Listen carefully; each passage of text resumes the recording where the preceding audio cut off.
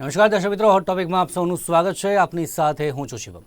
દર્શક મિત્રો, હોટ ટોપિકમાં આજે આપણે વાત કરીશું ઇલેક્શન જ્યારે પણ આવતું હોય છે અને ત્યારે ઇલેક્શનમાં ખાસ અલગ અલગ સ્લોગન પણ તમામ પાર્ટીઓ કે જે પોતાની રીતે આપતી હોય છે જનતા સુધી તે સ્લોગન થકી પહોંચવા માટે, અને એક ખાસ સ્લોગનમાં જે કોઈ પણ પાર્ટી હોય છે તેની વિચારધારા પણ તેની સાથે એ સ્લોગનમાં જોવા મળતી હોય છે. તે પછી તમામ પાર્ટીની આપણે વાત કરીએ, ભાજપ હોય કે પછી કોંગ્રેસ હોય કે પછી આમ આદમી પાર્ટીની હોય, ખાસ સ્લોગન થકી આપણે ખાસ વાત કરીએ તો એક કેમ્પેઇન પણ તેના આયોજનો કરવામાં આવતા હોય છે. કોઈ વિરોધ પક્ષની આપણે વાત કરીએ તો કોઈ આરોપ લગાવ્યા હોય, કોઈ વાત એવી કરી હોય કોઈ અન્ય પક્ષના માટે, તો કોઈ અન્ય પક્ષ તે જ વાતને લઈને એક ખાસ કેમ્પેઇન, એક ખાસ સ્લોગન થકી આગળ વધારતું હોય છે, જનતા સુધી તે જતું હોય છે અને તેના દ્વારા પાર્ટીને ક્યાંક ને ક્યાંક ફાયદો પણ થતો હોય છે. ક્યારેક પોઝિટિવ અસર જોવા મળતી હોય છે તો ક્યારેક નેગેટિવ અસર પણ આની જોવા મળતી હોય છે. જેમાં આપણે ખાસ વાત કરીએ 2014ની વાત કરીએ તો ચાય પે ચર્ચા જે ખાસ જે કેમ્પેઇન શરૂ કરવામાં આવ્યું હતું, ખાસ જે એક ખાસ સ્લોગન થકી જે પ્રકારે અચ્છે દિન આને વાલે તે જે ભાજપનું ખાસ સ્લોગન હતું 2014ની ચૂંટણીમાં. કોંગ્રેસની વાત કરીએ તો કોંગ્રેસ માટે પણ જે ફાયદા કરાવ્યા છે તેની 1971ની આપણે વાત કરીએ તો ગરીબી હટાવો જે સ્લોગન હતું તેણે કોંગ્રેસ માટે ખૂબ જ સારું કામ જે કર્યું હતું.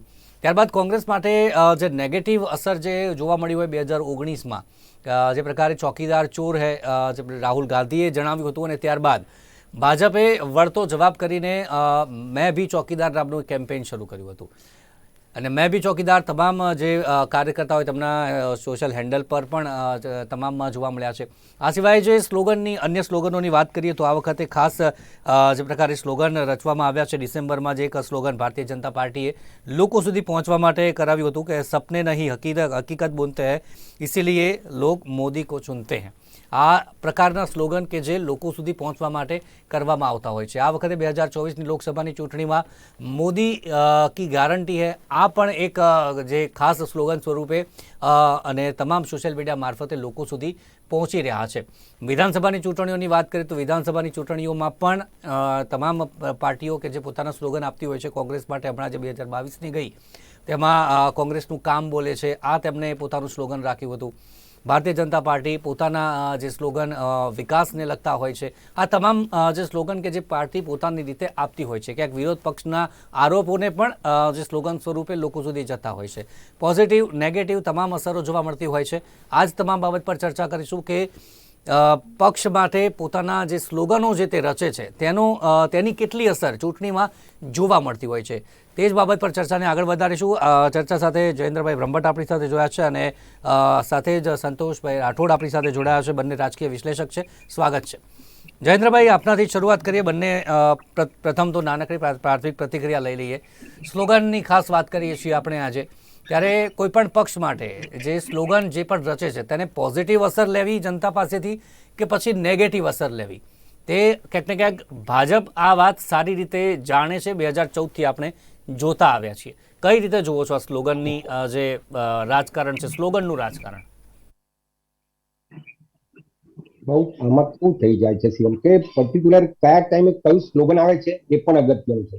જેમ તમે વાત કરી કે ચાય પે ચર્ચા એકદમ બીજેપીએ મૂકી દીધું, ચાય વાલા કરતા હતા તો ચાય પે ચર્ચા આવી. સવાલ એ આવે છે કે પ્રજાના મનમાં પેલો એક સમય એવો હતો કે જ્યાં આપણું ઇલેક્ટ્રોનિક મીડિયા બી નહોતું, સોશિયલ મીડિયા બી નહોતું, ત્યારે જેમ તમે કીધું એમ કે કોંગ્રેસે ગરીબી હટાવવાનું સૂત્ર આપ્યું ને એના પછી એને સતત 77 સુધી એને સત્તામાં એક હપ્તું સત્તા મળી કે જેમાં કોઈ બીજા કોઈ પક્ષની જરૂર નથી પડતી. ત્યાર પછી ભાજપનું જેવું અસ્તિત્વ આવ્યું ત્યારે ભાજપે એના 2 સૂત્રો બનાવ્યા હતા. એની મેનિફેસ્ટોના દરેક ચૂંટણીમાં 2 સૂત્રો હતા કે અટલ અડવાણી કમલ નિશાન, માગ રહા હૈ હિન્દુસ્તાન.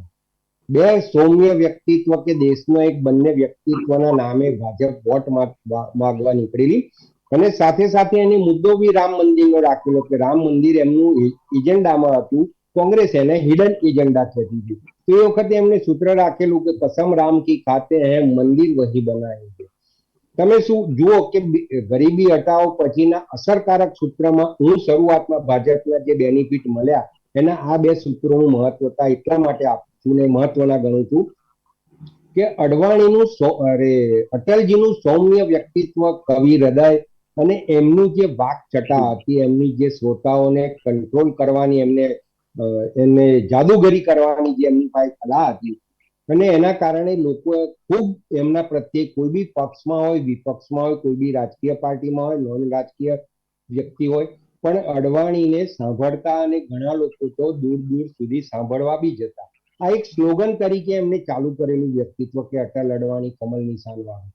ત્યાર પછી સમય બદલાતો ગયો, સૂત્રો બી બદલાતા ગયા. આપણે વાત કરીએ એમ કે કોંગ્રેસની તમે જેમ વાત કરી કે કોંગ્રેસ જ્યારે સત્તામાં કોઈ સભામાં જાય છે ત્યારે કોઈક એવું સ્ટેટમેન્ટ કરી પાડે છે કે જેના કારણે આખી બાજી, હારની બાજી જીતમાં બદલાઈ જાય છે, ક્યાં તો નેગેટિવ એની અસર થાય છે.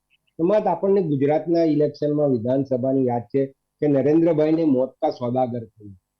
તમે વિચાર કરો કે તરત જેવું સ્ટેટમેન્ટ આવ્યું ને સૌથી મોટી મહત્વની બાબત ભાજપ માટે એ છે કે ભાજપની જે કાર્યકર્તાઓની કેડર બેઝ કામ કરવાની જે રીતિ છે, એના કારણે વિધિન ડે, વિધિન અવર સમગ્ર ગુજરાતમાં, ભારતમાં બધા જ મેસેજ પહોંચતા થઈ જાય છે. આમને આમ કીધું, એના કારણે કેવું થાય છે કે જે બેનિફિટ કોંગ્રેસને લેવાનો માટે જે સ્ટેટમેન્ટ કર્યું હોય છે તે એના માટે નુકસાનકારક સાબિત થઈ જાય છે. ઘણા બધા એવા છે, હવે કોઈ ચૂંટણી ઢંઢેરા રાજકીય પક્ષના વાંચતું જ નથી. તમે જુઓ, મોટા મોટા સૂત્રો જે મેઇન હોય છે એ સૂત્ર પર આધારિત જ ચાલે છે. કે હમણાં છેલ્લે વાત કરી કે મોદી ગેરંટી અને મારો પરિવાર, હવે આ બે મુદ્દા એવા થઈ ગયા કે લોકોને એમ કે બિલોંગનેસ જે કહેવાય ને, આત્મીયતાના ભાવ, એટેચમેન્ટ વ્યક્તિ સાથેની કરવાના જે મોદીના પ્રયત્ન છે એ બહુ જ માસ્ટર છે. અને એ બધા ચાણક્ય એમને નથી કહેતા. સમય આવે કયું સૂત્ર રજૂ કરવું, કયું સ્ટેટમેન્ટ કરવું, એ બંનેમાં મોદીજી જેવો લેવલે હું એમ કહું ને કે કોઈ રાજકીય માણસ જ નથી. કેમ કે એમને આ બધી વસ્તુથી પસાર થયેલા છે, એનું ઘડતર એ રીતે થયું છે. અને એના કારણે હું એવું માનું છું કે સૂત્રોની સૌથી વધારે બેનિફિટ અને સૌથી વધારે સારા પ્રજામાં અસરકારક સૂત્રો જો આવતી હોય તો ભાજપ છે. કોંગ્રેસના તો ઘણા બધા વર્ષોથી સૂત્રો બંધ થઈ ગયા છે. કોંગ્રેસની કેડર બેઝ જે નેતાગીરી હતી એ કોલઅપ થઈ ગઈ. વ્યક્તિ સાથેની, ખાલી વ્યક્તિ માટેની પાર્ટી જે કરી દીધી, એનું કારણ બી એ જ થયું કે નરેન્દ્ર મોદી વારંવાર એક એટેક કરે છે કે મારે પરિવારવાદ રાજકારણમાં દેશમાં નથી ચલાવવો. હવે પાર્ટીમાં જે સમય, દરેકનો સમય હોય છે કે દરેક વ્યક્તિનો રાજકારણમાં સમય હોય છે, એ પ્રમાણે ઇન્દિરાજી, નહેરુજી કે ગાંધીને જે પરિવાર આવ્યો, પણ એને લોકોને એમ થયું કે આમની વાત સાચી છે. કેમ કે પરિવારવાદ તો શું દેશ પરિવાર પર ચાલવાનો છે? અને એની અસર જે સામાન્ય અત્યારે એવું થઈ ગયું કે કુલ મતદારોના લગભગ 70% મતદારો, સોરી 80 થી 85% મતદારો એકદમ એજ્યુકેટેડ થઈ ગયા. 18 વર્ષનો અત્યારે આ વર્ષે મતદાર દાખલ થયો હોય અને 70 વર્ષનો જે થયો હોય એને એ ટોટલી એજ્યુકેટેડ થઈ ગયો. એટલે હવે એવું બી નથી કે કોઈ રાજકીય પક્ષ કોઈ એમ કહે કે અમે આમ કરીશું, કે આટલું કર્યું છે, કે આટલું કરવાના છે. સોશિયલ મીડિયામાં અને ગૂગલના માધ્યમથી બધા જ એનું વેરિફિકેશન કરી લે છે. અને એના કારણે દરેક રાજકીય પક્ષ એ જ વિચારે છે કે અમે એવું સ્લોગન આપીએ કે જે કદી કોઈ એને ક્રોસ ના કરી શકે.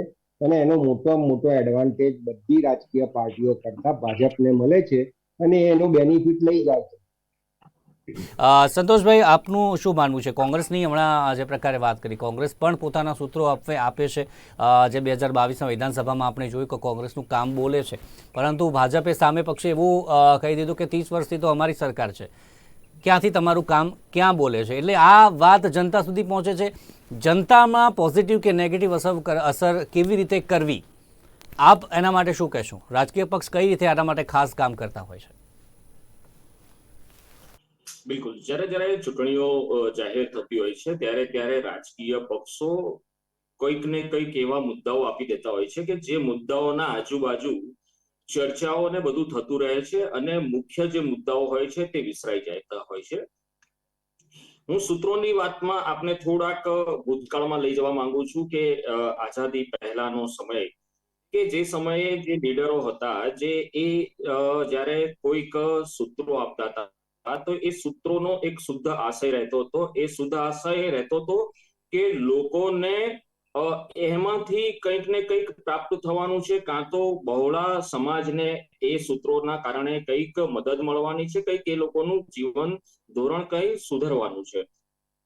ગાંધીજીએ જે સૂત્રો આપ્યા હતા કે અંગ્રેજો ભારત છોડો 1942માં, આના સિવાય જો ભગતસિંહની વાત કરું તો ઇન્કલાબ જિંદાબાદ, તું મુझे खून दो मैं तुम्हें आजादी दूंगा, સુભાષચંદ્ર બોઝ. તો આ જે બધા સૂત્રો હતા તે સૂત્રોની અંદર ક્યાંક ને ક્યાંક જે નાગરિકો હતા, પ્રજા હતી, આ પ્રજાના માટે થઈને શુદ્ધ આશયથી આપેલા સૂત્રો હતા. ધીરે ધીરે ધીરે ધીરે સ્વતંત્રતા બાદ જેમ જેમ જેમ જેમ લોકતંત્ર એટલે કે પ્રજાતંત્ર અને પક્ષતંત્ર, અત્યારે આપણે જે વર્તમાન સમયમાં જીવી રહ્યા છીએ પક્ષતંત્ર છે, લોકતંત્ર નથી. કારણ કે લોકો દ્વારા તો અહીંયા વ્યક્તિઓને મૂકવામાં આવી નથી રહ્યા. અને જે રાજકીય પક્ષો છે તે રાજકીય પક્ષો અત્યારના જે કંઈ પણ વર્તમાનમાં જે મુદ્દાઓ છે તે મુદ્દાઓથી ધ્યાન હટાવીને અલગ અલગ આવા સૂત્રો આપે છે કે જેના ઉપર વધુમાં વધુ ચર્ચા થાય. કોંગ્રેસે જે સૂત્રો આપ્યા હતા, જો ભૂતકાળમાં કોંગ્રેસના સૂત્રોની વાત કરીએ તો કોંગ્રેસે હરિત ક્રાંતિનું સૂત્ર આપ્યું હતું કે જેનાથી પંચવર્ષીય યોજનાઓ અમલમાં મુકાઈ અને તેનાથી આખા સમગ્ર ભારત એ અન્ન ક્ષેત્રની અંદર આગળ વધ્યું. નરેન્દ્રભાઈની વાત કરીએ, આના પહેલા પણ વાજપેયીજીની વાત કરીએ કે જેમણે સૂત્રો આપ્યા હતા કે જય જવાન, લાલ બહાદુર શાસ્ત્રીજી આપ્યા હતા કે જય જવાન જય કિસાન. વાજપેયીજીએ આપ્યું હતું જય જવાન જય કિસાન અને જય વિજ્ઞાન. કદાચ ડોક્ટર અબ્દુલ કલામજીએ આપ્યું હતું જ્યારે આપણે પરમાણુનું પરીક્ષણ કર્યું હતું કે ભારત દેશ એટલો સક્ષમ થઈ ગયો છે. એટલે આ બધા સૂત્રોની એક ખૂબ જ મોટા પાયે પોઝિટિવ અસરો પ્રજાના ઉપર થતી હતી. નરેન્દ્ર મોદીજી પણ જ્યારે 2000ના સાલથી જ્યારે ગુજરાતમાં પોતે એમણે બાગડોરી સંભાળી હતી તે સમયે એમણે સૂત્ર આપ્યું હતું કર્મયોગી, એટલે કર્મ કરો ફળની આશા ના રાખો. તે વખતે સુરતની અંદર પ્લેગનો રોગચાળો ફેલાયો હતો અને ઘણા બધા સરકારી અધિકારીઓને એમણે આહવાન કર્યું હતું કે તમે જઈને ત્યાં કામકાજ કરો. એટલે એમણે સૂત્ર આપ્યું હતું કર્મયોગી. આના પછી આપ્યું હતું એક સ્વચ્છતા અભિયાન. કેટલું સુંદર સૂત્ર છે કે સ્વચ્છતા અભિયાન. આખા ભારતમાં કોને જરૂર ના હોય કે સ્વચ્છતા પ્રત્યે પોતે જાગૃત રહે, બરાબર. પરંતુ અત્યારે જે સૂત્રો આપવામાં આવી રહ્યા છે, જેમ કે હવે હું તમને ઇલેક્શનની વાત કરું તો 2014માં જ્યારે સૂત્ર આપવામાં આવ્યું હતું તે વખતે કોંગ્રેસ એ પક્ષ એ પૂરેપૂરો ભ્રષ્ટાચારમાં લિપ્ત છે અને માત્ર ને માત્ર ભાજપ જ તેનો એકમાત્ર ઉપાય છે. આ સ્લોગન સાથે ભારતીય જનતા પાર્ટી અસ્તિત્વમાં આવી હતી અને ખોબલે ને ખોબલે લોકોએ મત આપી અને તેના પર પોતાની દ્રઢ આશા વ્યક્ત કરી હતી. પરંતુ અત્યારે આપણે જોઈએ કે કરપ્શન પરસેપ્શન ઇન્ડેક્સ 2023 જે અત્યારે ડિક્લેર થયો છે તો એની અંદર ભારતનું સ્થાન 180 રાષ્ટ્રોમાં 90 નંબરનું સ્થાન ભારતનું છે. 93 નંબરનું છે ભારતનું સ્થાન. અને આપણા આસપાસના જે દેશો છે, જે પાકિસ્તાન છે, શ્રીલંકા છે, તો પાકિસ્તાનનો 133મો છે અને શ્રીલંકાનો 115મો છે. એટલે કે જે 2014 થી આપણે જે આશા રાખી હતી કે ભ્રષ્ટાચારથી આપણે બહાર આવી જઈશું અને કોંગ્રેસના ભ્રષ્ટાચારથી મુક્ત થશે સમગ્ર ભારત દેશ, તે આજે 2023માં પણ આજે એ સ્પષ્ટ નથી થયું.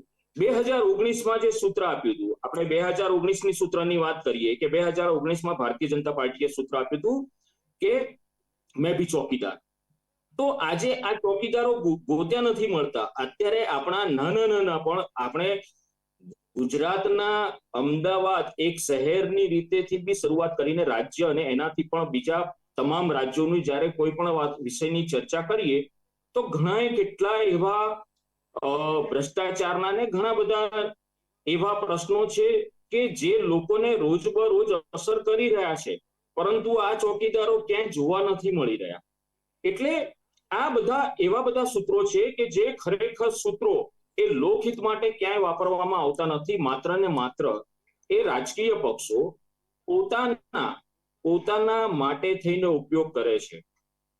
જે ભ્રષ્ટાચારમાં લિપ્ત જે અત્યારની રાજકીય પક્ષો છે, હમણાં જ સુપ્રીમ કોર્ટે જે ઇલેક્ટોરલ બોન્ડ માટેનો જે આદેશ હમણાં આપ્યો છે ગઈ 15મી ફેબ્રુઆરીએ સુપ્રીમ કોર્ટે સ્પષ્ટ જણાવ્યું કે આ જે સમગ્ર વ્યવસ્થા આ બ્લેક મની અર્જિત કરવા માટેની હતી, જે સમગ્ર ભારતની અર્થવ્યવસ્થા તંત્રને પડી ભાંગે તેવી સ્થિતિ માટેની આ વ્યવસ્થા ઊભી કરવામાં આવી હતી. સામાન્ય નાગરિક કોઈને પણ પ્રશ્ન થાય કે આ સમગ્ર જે વ્યવસ્થા ગોઠવવામાં આવી હતી, આ જે નીતિ બનાવવામાં આવી હતી ઇલેક્ટોરલ બોન્ડ, તો આ નવો નિયમ જે બીજા 5 નિયમોને બદલીને બનાવવામાં આવ્યો હતો, તો આના મુખ્ય જે લાભાર્થી હતા એ લાભાર્થી કોણ? તો આ લાભાર્થી હતી રાજકીય પક્ષો. રાજકીય પક્ષે પોતાના લાભ માટે થઈને બીજા અલગ 5 કાયદાઓનું નિયમન કરી અને નવી નીતિ બનાવી, જેને સુપ્રીમ કોર્ટે તેને રદ બાતલ કરી. એટલે ઘણા બધા જે સૂત્રો આપવામાં આવે છે તે સૂત્રોની જે અસરકારકતા છે, કાં તો એ સૂત્રોનું આપણે જે વિશ્લેષણ 5 વર્ષ પછી જ્યારે કરીએ તે સ્પષ્ટ થાય છે કે એ સૂત્રો આપેલા છે, સૂત્રો માત્ર ને માત્ર પોતાના અંકે કરવાનું છે. એક જ માત્ર નાની એક વાત બીજી જણાવી દઉં કે અત્યારે જે લાલુ પ્રસાદ યાદવજીએ એક ટિપ્પણી કરી પ્રધાનમંત્રી વિરુદ્ધ અને પ્રધાનમંત્રી શ્રીના સપોર્ટમાં તમામ બીજા જે કાર્યકર્તાઓ છે પક્ષના, એ લોકોએ પોતાના સમર્થનમાં એક સૂત્ર મૂક્યું કે હું પણ છું મોદીજીનો પરિવાર. તો શું મોદીજીનો પરિવાર 140 કરોડ જે ભારતના જે નાગરિકો છે, 140 કરોડ ભારતના નાગરિકો એ પરિવાર નથી? શા માટે અત્યારે એવું છે કે આર્થિક અસમાનતા એટલી બધી વધી છે? 80 કરોડ લોકોને 5-5 કિલો રાશન આપવું પડે છે અને ક્યાંક 1,000 કરોડનો પણ લગ્નના ધામધૂમપૂર્વકના ઉજવણા થઈ રહ્યા છે. તો આ જે આર્થિક સમાનતા આવી છે, જ્યારે પરિવારની વાત કરો છો તો પરિવારમાં કોણ આવે? નાના મોટા, વય વૃદ્ધ, જવાન, આ તમામ લોકો આવે છે. એટલે કે આખા આપણા તમામ ભારતના દેશના તમામ નાગરિકોને હકભર, એટલે કે આર્થિક રીતે પણ આ જે અસમાનતા છે, આ અસમાનતા પણ દૂર થવી જોઈએ. ત્યારે આપણે કહી શકીશું કે હું પણ છું, આપણે તમામ એક જ પરિવારના છીએ. વાત કરીએ જયેન્દ્રભાઈ કે જે માત્ર સ્લોગન, હવે ચૂંટણી આવે છે ત્યારે આ અવનવા સ્લોગન કે જે રચવામાં આવતો હોય તેનો ફાયદો ચૂંટણીમાં લેવામાં આવતો હોય છે. અહીંયા આપણે ચર્ચા તો કરી રહ્યા છીએ, પરંતુ જનતા સુધી વાત કરીએ તો જનતામાં અત્યારે કેમ એવું છે? કોંગ્રેસ કોઈ પણ લાવે છે તો એનો ક્યાંક ને ક્યાંક મજાક બનતી હોય છે કે પછી એ પ્રકારનું નેગેટિવ અસર કેવી રીતે થાય તે માટે જે પ્રકારે જે અન્ય પક્ષ તે લાગી જતા હોય છે. ભારતીય જનતા પાર્ટીની વાત કરીએ ત્યારે નેગેટિવ રીતે પેશ કરતું હોય છે. તો જનતા અત્યારે એક તરફી જ માત્ર થઈ ગઈ છે અને કોંગ્રેસ જે પણ લાવે છે તે તેને કામ નથી જ આવતું, એવું કેમ થઈ ગયું છે? કોંગ્રેસ માટે શું ખોટું થયું છે? ક્યારે ખોટું થયું છે? આમાં શિવમ એકચ્યુઅલી બેઝિકલી 2 કારણો ગણી શકું છું. તમે જુઓ કે ભાજપની જોડે નીચેથી લઈને સરપંચથી લઈને સંસદ સુધીના કાર્યકર્તાઓની કેડર બેઝ ટીમ છે આખી. કોંગ્રેસ એની પાર્ટીમાં જુદા જુદા જૂથોમાં વહેંચાયેલી છે.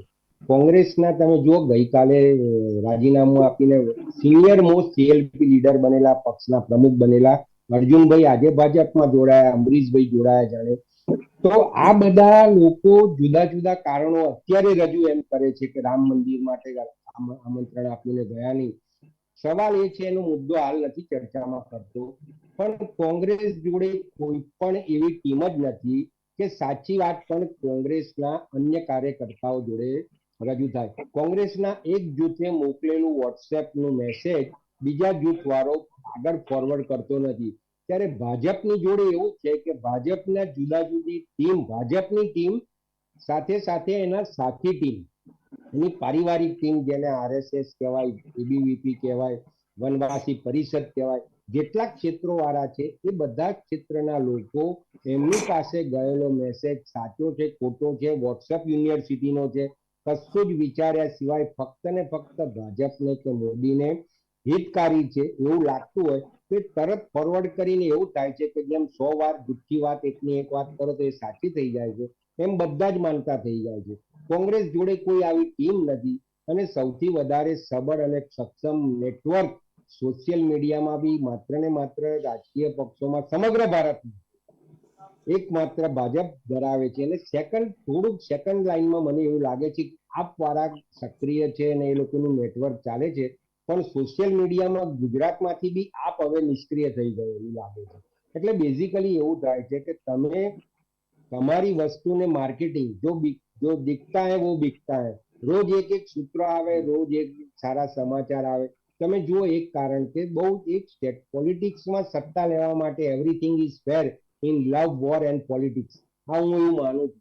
તો બેઝિકલી થાય છે કેવું કે મોદીએ બહુ સરસ વાત કરી કે 370 પ્લસ જ્યારે એમને કાર્યકર્તાઓ અને સાંસદો જોડે જે રાષ્ટ્રીય અધિવેશનમાં વાત કરી, 370 પ્લસ કાર્યકર્તાઓને એટલા માટે કીધી કે 370ની કલમ હટાવવાની અમે બાંહેધરી આપેલી જ્યારે ભાજપની સ્થાપના કરેલી ત્યારે, એ અમે સત્તામાં આવ્યા પછી 370 હટાવી. 370 ફિગર જે છે ને એ લોકોના મગજમાં રિપીટેડલી ચાલ્યા જ કરે અને એના કારણે બધાને એમ થાય કે સાલું વાત તો સાચી છે, જે કીધું તું જો કહા થા વો કિયા. એટલે કેવું થાય છે કે જે વ્યક્તિઓ એમાં 20% મતદારો એવા હોય છે કે જે લોકો સમય પર રાજકીય પક્ષોના મેનિફેસ્ટો અને એના નેતાઓ એ બંનેને ધ્યાનમાં રાખીને એમના વોટિંગ કરતા હોય છે અને એનો સૌથી મોટો એડવાન્ટેજ ભાજપ લઈ જાય છે. એની સાથે કાર્યકર્તાઓની ટીમ પણ એવી છે કે જે મતદાન મથક સુધી લઈ જાય છે. આ બધા બેનિફિટના કારણે ભાજપને ફાયદો થાય રહેતો હોય છે, કારણ કે એ ટીમ સોશિયલ મીડિયા અત્યારે ખૂબ જ મહત્વનું બની ગયું છે અને કોઈ એક મુદ્દો જેમ 370 જણાવ્યું એમ અત્યારે રામ મંદિર જે બન્યું છે ત્યારબાદથી એક વાત જે આપણે સંતોષભાઈ આપે પણ નોટ કરી છે, જેટલા પણ જે નેતાઓ રાજીનામા આપીને ભાજપમાં જઈ રહ્યા છે એ જ વાત કહી રહ્યા છે કે જે કોંગ્રેસનું સ્ટેન્ડ હતું રામ મંદિર મુદ્દેનું તે ક્યાંક ને ક્યાંક કોંગ્રેસનું એ નિરાશાજનક હતું અને તેના કારણે રાજીનામું આપવાનું વિચાર્યું છે. એટલે કે રામ મંદિરનો મુદ્દો પણ ચૂંટણી આવતા સુધી લોકોના માનસ પટલ ઉપર એ રહેતો હોય છે. હવે સમયનો અભાવ છે, આપણી પાસે અંતિમ પ્રતિક્રિયા જે કોંગ્રેસથી તો આપણે વાત કરી, પરંતુ ચૂંટણી આવી રહી છે, હવે હજી પણ જે પ્રકારના સ્લોગન છે આપને શું લાગી રહ્યું છે? કયા સ્લોગન કોંગ્રેસ પણ કંઈક લાવવાનું છે આ વખતે લોકસભામાં, પરંતુ ભાજપ અત્યાર સુધી જે સ્લોગન છે જે પ્રકારે ગેરંટીની આપણે વાત કરી, આ સિવાય જે સપને નહીં હકીકત બુનતે इसलिए મોદી કો ચૂનતે, કયા સ્લોગન આ વખતે લોકસભામાં ભારે પડવાના છે? જી, મને તો કોઈ પક્ષી પર નહીં, પરંતુ એક સ્વતંત્ર નાગરિકની રીતે હું જો કહેવા માંગુ તો રામ મંદિર કરતા પણ અતિ મહત્વનું છે રામ રાજ્ય. એવું રામ રાજ્ય કે જ્યાં તમામ લોકોને એક સમાન ન્યાય મળે, એક સમાન જીવન જીવવાની પદ્ધતિ મળે અને એ પોતાનું જે જીવન છે વ્યવસ્થિત રીતે નિર્વહન કરી શકે. એટલે રામ મંદિર કરતા પણ રામ રાજ્યનું અસ્તિત્વ આવે તે જરૂરી છે. બીજું આપણે વાત કરી કે કઈ રીતે અલગ અલગ સૂત્રો ચૂંટણીની ઉપર અસર કરવાના છે. એ તો હવે જેમ ચૂંટણીઓ નજીક આવશે અલગ અલગ નવા તમામ મુદ્દાઓ કે તમામ સૂત્રો હજી ને હજી પણ નવા કંઈક ના કંઈક આવતા રહેશે. એટલે અત્યારે તો જે સૂત્ર જે આવ્યું છે એ મને એવું લાગે છે કે મારો પરિવાર એટલે 140 કરોડના પરિવારને જો ધ્યાનમાં આપણે રાખી અને જો આ સૂત્ર જો આપ્યું હોય તો વધારે એ વાકેફ એટલે કે વધારે એને જે કહેવાય અસરકારક કહી શકાય એને. વાત કરી, જે રામ રાજ્યની વાત કરી, પરંતુ જનતાને અત્યારે એવું નહીં લાગી રહ્યું કે જે ધાર્મિક મુદ્દો હોય તો એ બધા કરતા ઉપર છે, બીજું બધું પાછળ રહ્યું, પરંતુ જનતા માટે ધાર્મિક રામ મંદિરનો મુદ્દો છે તો બસ મંદિર બની ગયું એટલે બધું આવી ગયું, એવું અમુક ઘણા બધા છે કે જે આવું માની રહ્યા છે? બિલકુલ, ઘણા બધા, હું એક વાતમાં જરા, બિલકુલ ઘણા બધા લોકો આવું માની રહ્યા છે, પરંતુ જ્યારે પેટ નથી ભરાતું ત્યારે માત્ર ને માત્ર પહેલો અસ્તિત્વ જે હોય છે તે પોતાની રોજીરોટીનું અસ્તિત્વ હોય છે અને રોજીરોટી પછી આ ધર્મનો ક્યાંક ને ક્યાંક લોકો એના ઉપર ચર્ચા કરતા હોય છે. રોજી અને રોટી એ તમામ લોકોની પ્રાથમિકતા સૌથી પહેલી છે. સમયનો ચોક્કસથી અભાવ છે, ચર્ચા ઘણી બધી માંગી લે છે, પરંતુ સ્લોગનની વાત કરી, ખાસ કેમ્પેનોની વાત કરી કે ચૂંટણીઓમાં જે આ પ્રકારના ખાસ સ્લોગન છે કે અત્યારે વધુ જોવા મળતા હોય છે અને તેના થકી સોશિયલ મીડિયા મારફતે લોકો સુધી પહોંચાડવામાં આવતા હોય છે અને તેની નેગેટિવ અસર કેવી રીતે કરવી તે પણ કોઈ પણ પક્ષની ટીમ છે તે સારી રીતે જાણતી હોય છે અને જે વખતો વખત જે પ્રકારે સોશિયલ મીડિયા મારફતે લોકો સુધી પહોંચીને તે પોતાના સ્લોગનને ક્યાંક ને ક્યાંક એક સારું એવું પરિણામ તેનું મળે, ચૂંટણીમાં તેનું પરિણામ મળે તે પ્રકારમાં કામે લાગી જતા હોય છે. અને ભારતીય જનતા પાર્ટીના તમામ સ્લોગન કે જે અત્યાર સુધી આપણે વાત કરી ચૂંટણીઓમાં ક્યાંક ને ક્યાંક ફાયદા તેમને તમામ સ્લોગન થકી પણ થયા છે. બીજી બાજુ કોંગ્રેસની વાત કરીએ તો તેમના જે પણ સ્લોગન હોય છે તેને નેગેટિવ સ્વરૂપે કેવી રીતે પ્રદર્શિત કરવા, અને જનતા પણ તે જ પ્રકારે વિશ્વાસ જે કરી લેતી હોય છે, ને જનતા સાથે જે લોકોનો વિશ્વાસ છે કોંગ્રેસ તરફનો તે ક્યાંક ને ક્યાંક ઓછો થઈ રહ્યો છે. તેનો ફાયદો ક્યાંક ને ક્યાંક ભારતીય જનતા પાર્ટી એ જ રીતે સ્લોગન થકી પણ લઈ જ રહી છે. એ જ મુદ્દે આપણે ચર્ચા કરી. ચર્ચામાં જોડાયા જયેન્દ્રભાઈ અને સાથે સંતોષસિંહ, બંનેનો આભાર અમારી સાથે ચર્ચામાં જોડાયા તે બદલ. Thank you very much. તો દર્શક મિત્રો, હોટ ટોપિકમાં હાલ બસ આટલું જ. ફરી મળીશું નવા મુદ્દા સાથે. ત્યાં સુધી રજા આપશો. જોતા રહો નિર્માણ ન્યૂઝ. નમસ્કાર.